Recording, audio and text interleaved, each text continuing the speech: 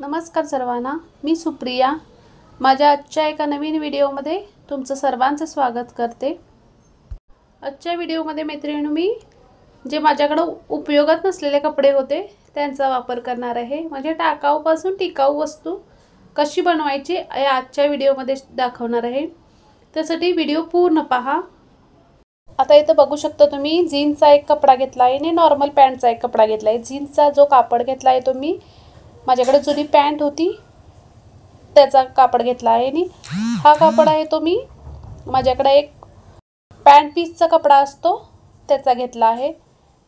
त्यापासून मी अजून एक बॉटल कवर शिवली आहे, ती सुद्धा या व्हिडिओ खाली मी लिंक शेअर करीन, बघू शकता तुम्ही. म्हणजे पॅन्ट पीसच्या कपड्यापासून आपण बॉटल कवर शिवू शकतो. म्हणजे मी पॅन्ट पीसच्या कपड्यापासून शिवलेले आहे, त्याचा व्हिडिओ खाली मी शेअर करेन.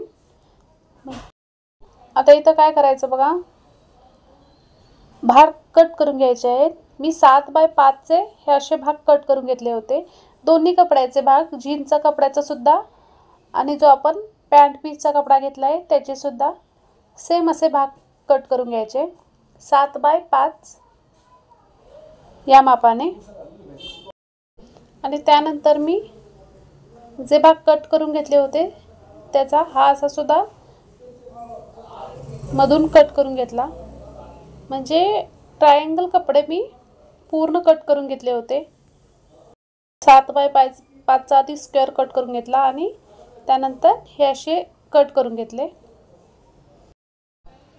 आता बघू शकता तुम्ही या प्रकारे दोन्ही कपड्याचे मी हे असे भाग कट करून घेतले होते, जीन्सचा सुद्धा आणि अजून एक होता तो सुद्धा.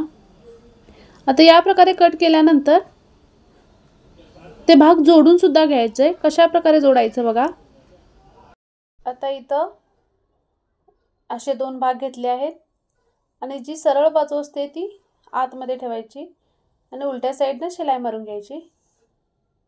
म्हणजे एक जीन्सचा कपडा आणि एक जो पॅन्ट पीसचा कपडा होता तो घेतला आहे.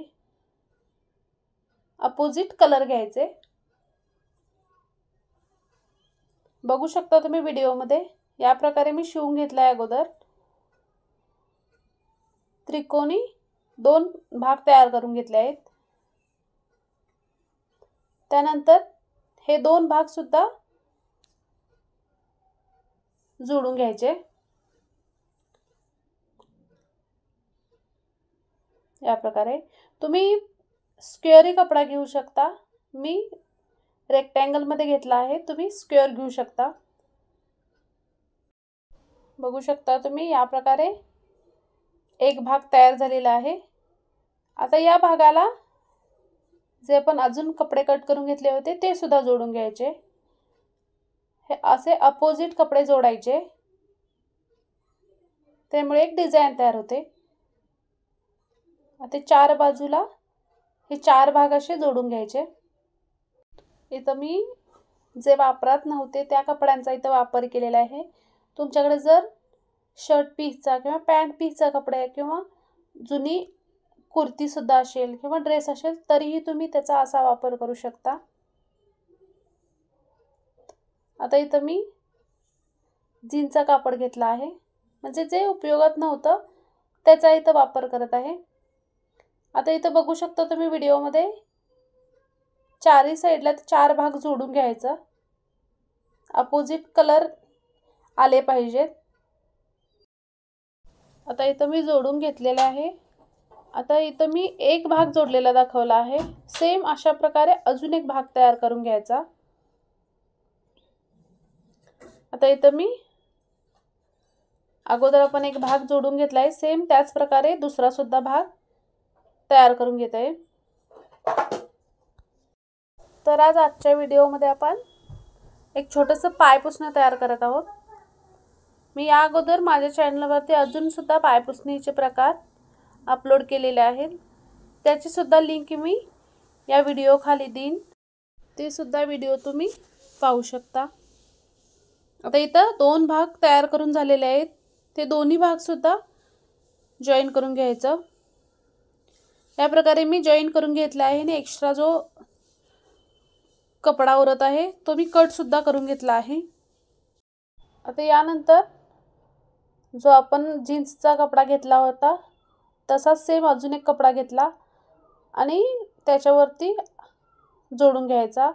आता याच्यामध्ये आतमध्ये अजून एक कापड घातला आहे मी थोडंसं जाडसरपणा येण्यासाठी आणि त्याच्यावरती जीन्सचा सुद्धा कपडा घेतला। अगोदर हे कापड मी पूर्ण उलटे ठेवून घेतले आणि चारी बाजूने शिलाई मारून घेतल्या।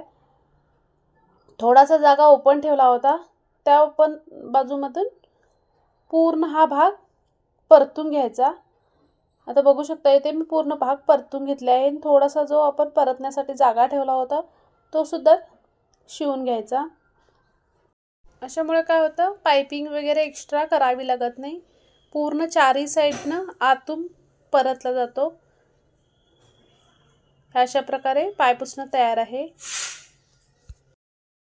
एकाच वेळी चारी बाजूंना आतून शिलाई मारून नंतर मी परतून घेतला आहे, त्यामुळे कसं होतंय साइडनं पूर्ण अगोदरच फिनिशिंग आलं असतंय, एक्स्ट्रा कपडा घेऊन जोडण्याची काही गरज नाही। आता त्याच्यावरती मी शिलाई मारून घेतल्या।